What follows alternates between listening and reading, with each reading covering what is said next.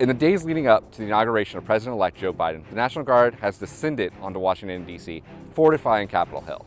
As you can see behind me, steel fences and concrete barriers have been put up in the hopes of preventing a second storming of the Capitol by supporters of President Donald Trump.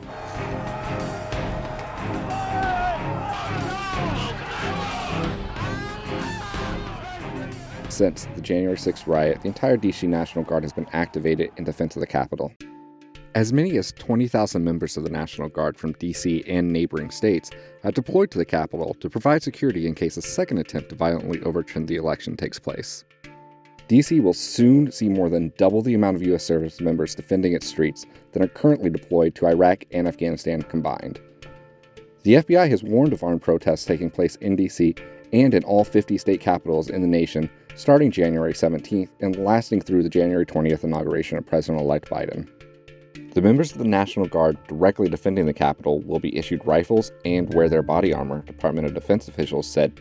As of now, members of the Guard in D.C., but not on post at the Capitol building, will not be armed while on post, but their weapons will be nearby. Colorado Representative Jason Crow, an Army veteran of the 75th Ranger Regiment, has asked Army Secretary Ryan McCarthy to conduct a review of the troops deployed to D.C. to ensure none are sympathetic to domestic terrorists.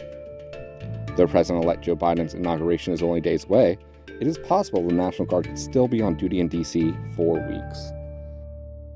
So as of January 6th, the Army Secretary has authorized National Guard troops to be in D.C. for 30 days from that date. So that will include a couple of weeks after the inauguration to see if there are any aftershocks after the event. And their mission is largely support to law enforcement, which basically just kind of means presence. It means walking around, being there to help out if anybody needs help. So while all this preparation is going on for the inauguration, of course, the Justice Department, the FBI, are doing investigations against the people who were involved in the riot, the people who breached the Capitol and damaged property or stole property while they were there. Agents and our partners are on the streets investigating leads not only here in the D.C. area, but also across the country through the FBI's 56 field offices. There's been some anecdotes about some active duty or retired service members having been involved in, at least in the protest outside, but up to and including the rioting inside. And so the FBI will have the lead on that. However, if there are service members that their commands become aware that they were there, the services can launch their own investigations into them. But as far as any federal criminal charges right now, that's all in the FBI's purview. It's a little sticky because the Justice Department does have the lead, and generally the military services will defer any federal criminal investigation to the FBI. However, if the FBI doesn't find anything that meets sort of their threshold, it is possible that the services can do their own prosecution based on conduct unbecoming allegations or sedition allegations, things in UCMJ that are punishable. And there's also the remote chance that service members who are retired but are still in a reserve status technically could be recalled to active duty to face charges. That is one of the questions around a retired Air Force Lieutenant Colonel who was photographed on the floor of the House. And so that's a possibility. It's not something that happens very often, but that will be up to his chain of command, as it were, up to the Air Force to decide whether they want to pursue that.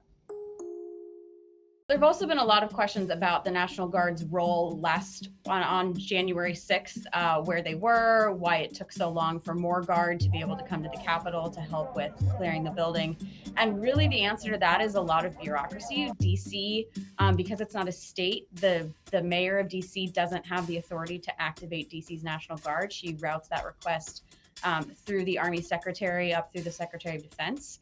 And she had requested that for the Metropolitan Police on January 6th, but the Capitol Police, which is a separate federal organization, had not requested National Guard presence on January 6th. And so after the Capitol had been breached, that's when they called. And so it's highly likely, based on the amount of explaining that the Army and the Pentagon have had to do about this, how all of this works, where the chain of command is here, an outcry from lawmakers, that there may be some changes to the way that these requests are made and the way that intelligence is shared, who has decision-making power to kind of expedite that National Guard response in the future.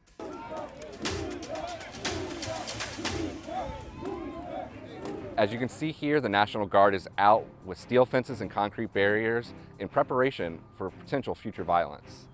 We'll be covering it all at Military Times. From Capitol Hill, this is Phil Bathy.